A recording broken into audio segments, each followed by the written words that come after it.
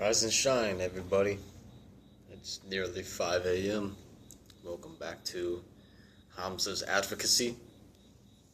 It is another beautiful day, not today. But a few things I'm going to really focus on in this video, and that is, like I've said, to perfect my rhetoric. I notice watching my videos, there's one thing I say a lot. It's not it's So my goal is to work on that. Perhaps I'll just pause. If I can't think of what I want to say, I'll just wait. I think that I can't think of what I want to say, actually. It's more so that there's so much in my mind. I study a lot of things. I study herbalism. I study law. I'm in rhetoric. I'm in my political science class, statistics. My mind is stretched very thin anymore. So today, what I brought with me is my personal, this is what I built, my study guide.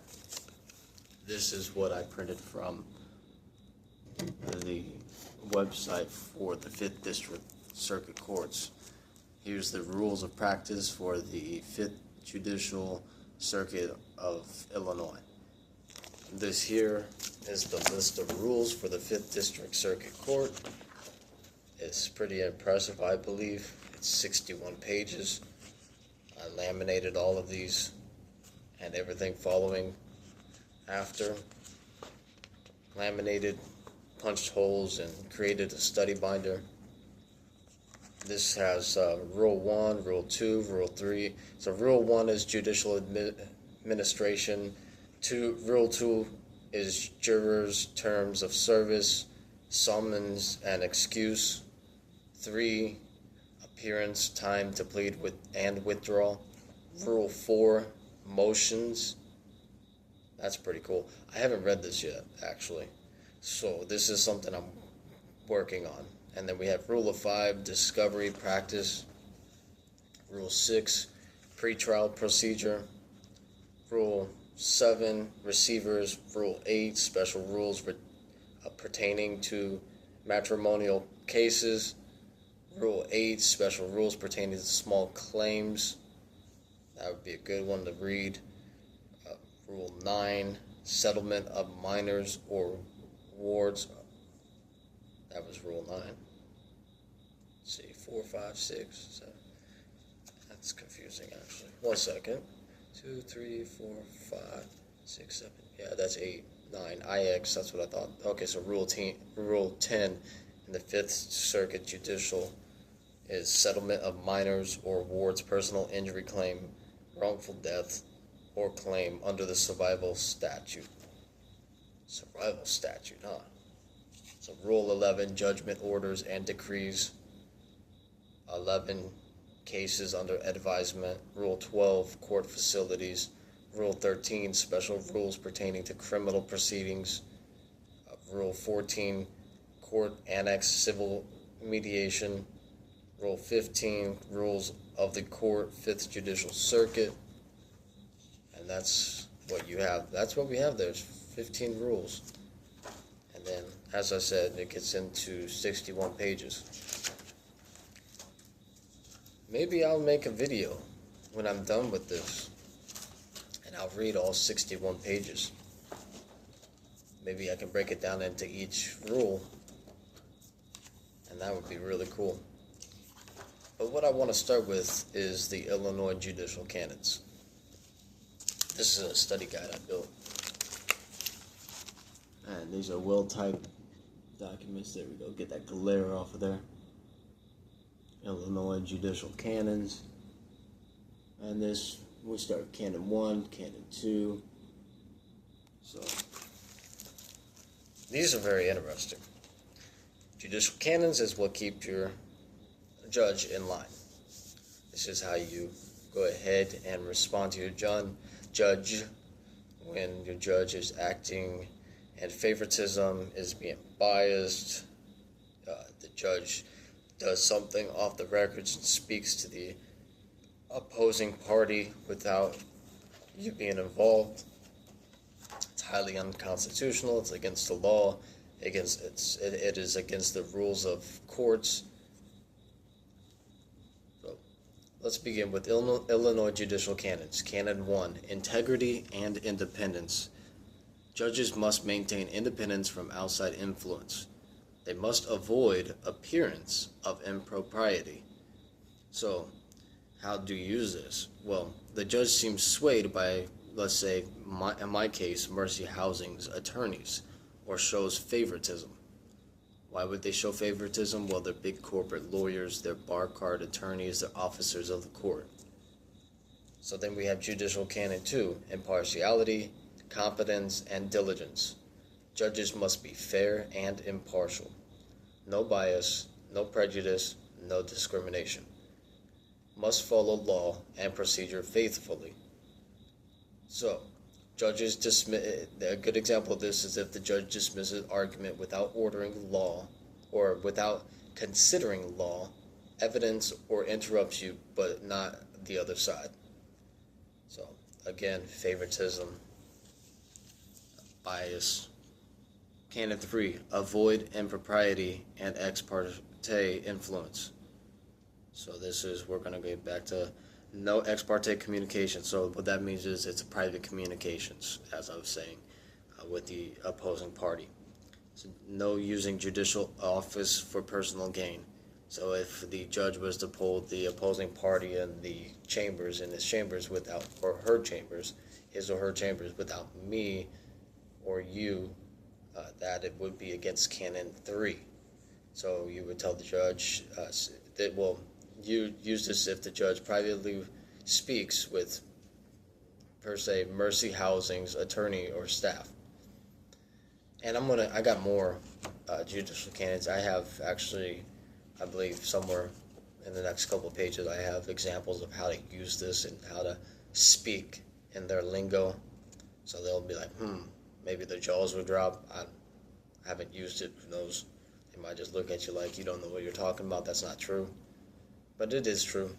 You can pull up your court's judicial canons and you can see all of this. And then you can go ahead and basically understand word for word and write down the definitions of these canons and your understanding. Never assume, always look up your words, always understand the definitions. Very important. So, Canon 4, activities outside the courtroom. Judges may teach, write, but cannot let outside activities interfere. So judges may teach, write, but cannot let outside activities interfere. So they can't be persuaded in a political manner, cannot be paid off, they can't. That would be a hard one to prove, but if it was something that happened, they definitely are against their Judicial Canon 4. Must avoid anything that creates conflict of interest. So use this if the judge has relationship with Mercy Housing or related organizations. So if the judge is affiliated with Mercy Housing and they're being paid, they got money in their pockets, lining their pockets because they will, not only because they know Mercy Housing and it's persuading them to act in favor. Anyways, Canon 5, administrative responsibility. Judges must manage court staff fairly and efficiently. Ensure staff acts with neutrality and professionalism. So that's administrative responsibility. So there has to be a professional code of conduct. And this is used if the clerk's staff treats you unfairly, delays filings, or mishandles paperwork. Which typically, honestly, the clerk's staff, they're pretty great. The ladies that are up at the front desk or the guys that work there, they typically help without any bias, without any questions. They just do what they're supposed to do and they just move on with their day. And they're pretty helpful. They answer questions as long as they're not given what they call legal advice, and all legal advice is something that's going to help benefit your case or your matter. That's something that they can't do. And that's why we're supposed to have the responsibility to go and do our own research and understand why they do what they're doing. Moving forward. So here's some key phrases, actually. I forgot about these. Your Honor, for the record, I object under Canon 2 of the Illinois Judicial Canons, which requires impartiality and fairness. So that's one way you can speak to the judge. Because Canon 2 is going to be pretty common, where they're going to be very biased because you're not a bar card lawyer, you're a pro se litigant. And that's something to memorize. Your Honor, for the record, I object under Canon 2 of the Illinois Judicial Canons, which requires impartiality and fairness. Of course, that will work if you're in Illinois. If you're in Indiana, if you're in Ohio, Missouri, Michigan, Washington, I don't know, Tennessee, look at their judicial canons, and their bias may be different. So change it, use it, change the state, be reasonable, be respectful. And speaking of respectfully, I raise concern under Canon 1 as this creates the appearance of impropriety. So Canon 1, again, Canon 1 is integrity and independence. Okay? Judges must maintain independence from outside influence. They must avoid appearance of impropriety. Okay? And propriety down here, no using judicial office for personal gains. No ex parte communications, private conversations with one party. That's when the judge speaks privately with mercy housing attorneys or staff. And then we have a third example. I wish to preserve this issue under the judicial canons, specifically Canon 3, regarding ex parte communications. So Canon 3, again, we just went over that.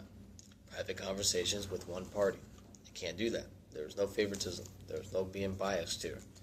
They have to uphold a code of conduct. They must follow their own rules. That's why they were elected into these positions, and that's why they were chosen. All right. So again, I have the Illinois Code of Judicial Conduct. This year, I have several of the Judicial Code of Conduct, and I wrote them a little bit differently. Or I've organized them differently. So this one, I'm going to reread the Judicial Canons, actually. But I'm going to read them in a different context, essentially. So Canon 1, uphold the integrity and independence of the judiciary. And this is really how you get this stuff in your mind. You look at it from different angles and from different understandings. So the judges must maintain high standards of conduct. They must avoid the appearance of impropriety. Independence means not swayed by public opinion, media, politics, and outside pressure. So that's really good. Canon 2, perform duties, impartiality, competently and diligently. Judges must be fair, impartial, and respectful to litigants. It doesn't matter if you're a pro se litigant or if you're a bar card attorney. I will say this, the more I study constitutional law and contract law, more so constitutional law, it's coming to my awareness that bar card lawyer is a license for anything it's unconstitutional. So to say that you must have a license to practice law is highly unconstitutional. Okay? I won't get too much into that because we're on the canons right now. But we will go over the Constitution here very soon. And I will break this all down because what they're doing is against life, liberty, and the pursuit of happiness. And that is our constitutional rights. Whoa. I'll fix that. Okay. So, Canon 2, perform duties impartially, competently, and diligently. Yeah, so judges must be fair, impartial, and respectful litigants. No bias, prejudice, or discrimination against race, gender, religion, disability, etc. So that's basically your first, that right there is your First Amendment. Amendment 1. The Constitution.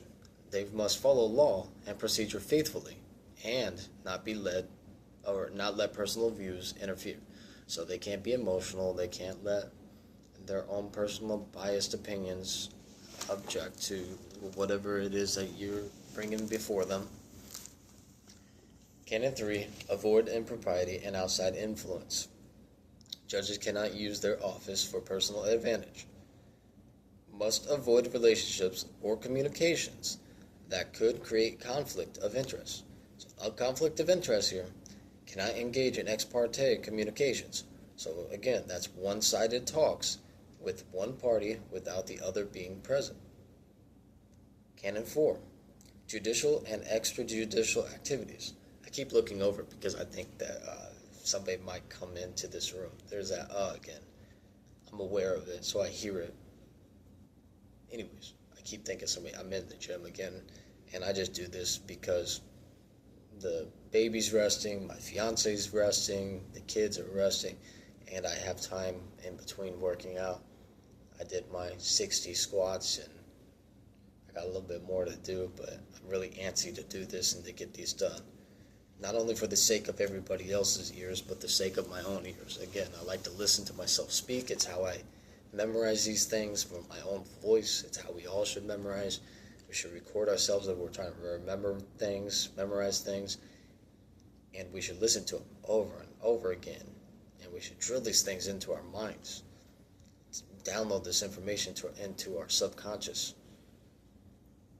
Going forward, Judicial Canon 4, judicial and extrajudicial activities. Judges may engage in teaching, writing, and or community service, but only if it does not interfere with judicial duties, lead to frequent disqualification, appear coercive. So no political activity, except limited advocacy for improvement of the law and justice system. Which, here's the thing. State courts, they're more political than federal courts. They're basically like politics. They got to be elected in and all this stuff by the people, apparently, whoever votes. And federal judges, they are actually appointed into their positions, and they have life terms. Okay, so Canon 5, Judicial Canon 5, administrative responsibilities. Judges must manage court staff and proceedings efficiently and fairly, responsible for ensuring their staff act with the same professionalism and neutrality. As I said, we don't really have much of an issue with the circuit clerk. They do their job. The staff is pretty kind, and from my opinion, I've always experienced kind, generous, and helpful. I don't know about you, but even if they're not kind, generous, and helpful, be calm, be relaxed, be patient. They're dealing with probably a lot of people coming in yelling, a lot of criminal cases, a lot of civil cases, a lot of people not knowing what they're doing and trying to act like they know what they're doing. So just be patient with people. You don't know what kind of day somebody's having. Going forward, how you may use this. If a judge shows bias, ignores evidence, or fails to act impartially, you can politely cite the canons as part of motion for recusal. Okay? 2, you can preserve the record for objecting. Objection, Your Honor. As an example, I believe this compromises impartiality under Canon 2 of the Illinois Code of Judicial Conduct. Okay? And even if that doesn't work when you object to it, you go ahead and you use violations later in your appeals if necessary.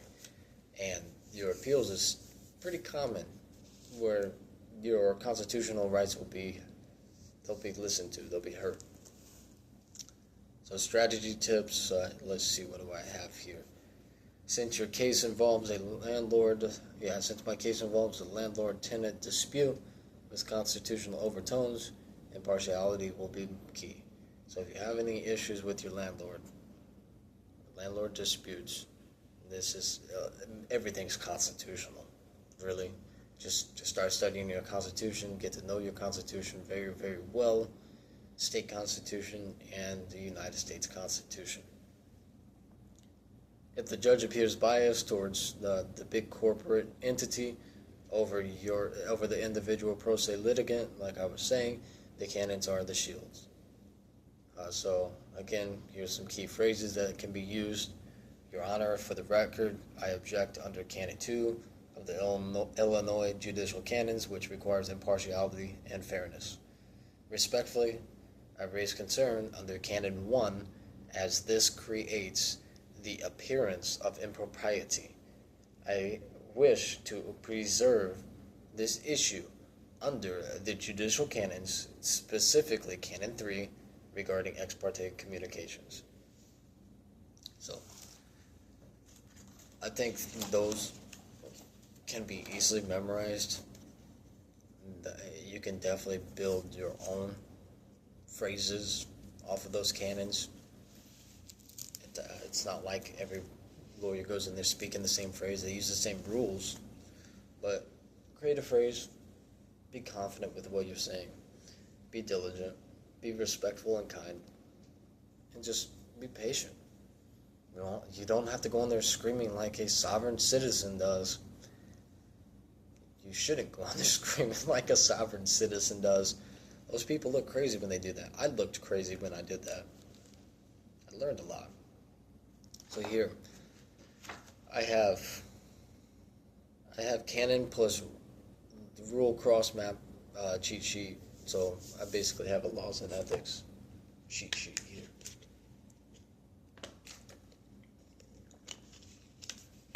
Ethics is important. Being ethical is where you want to stand. Ethical responsibility. Even though that we're not bar card lawyers, we should still uphold a code of conduct here of respect and honor, integrity. We are representing ourselves. We are presenting ourselves. I don't care what these sovereign citizens say. A lot of people will tell you that we don't have to uphold the code of conduct. That's not our responsibility because we're pro se litigants, we're not lawyers. I say BS. We need to uphold the code of conduct. We need to be respectful, and we need to show who we are so these people stop calling us sovereign citizens under their definitions and start seeing us as, well, pro se litigants, as citizens, as we the people who uphold the Constitution. Anyways, let's go over the judicial canons one more time. And this is going to be from a perspective, a third angle, I could say. Because like I said, this is going to cross over with law and ethics, canons, law and ethics. So, Canon 1, integrity and independence. You might even remember these by the time you get done listening to this, because of how many times I repeat this. Judges must avoid appearance of impropriety. So we compare that with Illinois Rule of Evidence 403, which excludes unfairly prejudicial evidence. And then Illinois Supreme Court Rule 63A1, judge must uphold independence. Okay? So excludes unfairly prejudicial evidence, and then judge must uphold independence. So in the courtroom, you would say, Your Honor, admitting this evidence would create unfair prejudice, Rule 403, and risk undermining judicial independence, Canon 1. Okay? So that's your law and ethics. Then we have Canon 2, impartiality. And yes, we haven't gone over Illinois Rule of Evidences, or we haven't gone over Illinois Supreme Court rules, but we will get there. I'm going to create this video and then move on to the other stuff later. So Canon 2, impartiality, competence, and diligence. Judge must be impartial and apply the law. We compare that with Rule of Evidence 401 and 402. Evidence must be relevant. Federal Rules of Civil Procedure 12B6, Illinois Code Pleading 2-615, prevents dismissals unless proper legal grounds. Unless proper legal grounds. So basically, you would say, respectfully, Canon 2 requires impartiality. This evidence is irrelevant under Rule 402, and considering it would prejudice my rights. That's a big one. You cannot prejudice. Prejudice is prejudgment. You basically can't. But it's got to be without prejudice. But you can't be prejudiced against somebody's rights. That's unconstitutional. It's against the law. One will be smited. I'm just kidding. But Judicial 3, no impropriety ex parte. Again, judges can't privately communicate with one party. We compare this with Illinois Supreme Court Rule 63A4, prohibits ex parte discussions, communications. Rule of Evidence 802, hearsay, barred unless exceptions applies. So I must object, Canon 3, and Rule 63A4, prohibit ex parte influence, and Rule 802 prevents hearsay from slipping in without testing. Canon 4, outside activities, judge must avoid conflicts of interest. We compare that with Rule of Evidence 602, and witness must have personal knowledge, avoids conflicts or speculation. Rule of Professional Conduct 1.7, no conflict in representation. Your Honor, Canon 4 requires the court to avoid conflict of interest. This testimony lacks personal knowledge under Rule 602. Canon 5, administration responsibilities. Judge must ensure staff treat all parties fairly, okay? This can be paired with Illinois Supreme Court Rule 21B. Circuit judges supervise clerks and staff. Rule of Evidence 611. Court controls mode, order, or of testimony to ensure fairness. So in the courtroom, you say Canon 5 and Rule 611 requires fairness in how proceedings are managed. I respectfully object to how this process disadvantages me. So, well, there we have it. Those are the judicial canons, and there's more than this. There's way more than this. But these judicial canons in these 3 pages is what I found to be necessary for what I have going on. And we should study them all. Maybe one day I'll make a video and we'll just go through them all and read them all. That would be fun. For me, it would be fun. I don't know about you. If you're watching this and you start from video 1 to now and you're still watching this, perhaps this is fun to you. I hope it is. There's no better thing in this world than knowing what your rights are. Okay? We don't have privileges, we have rights. The Constitution is what clarifies our rights. We have the right to life, liberty, and the pursuit of happiness. Thank you for tuning in today to Hamza's Advocacy, and may you have a peaceful and blessed day. See you around. Thank you again.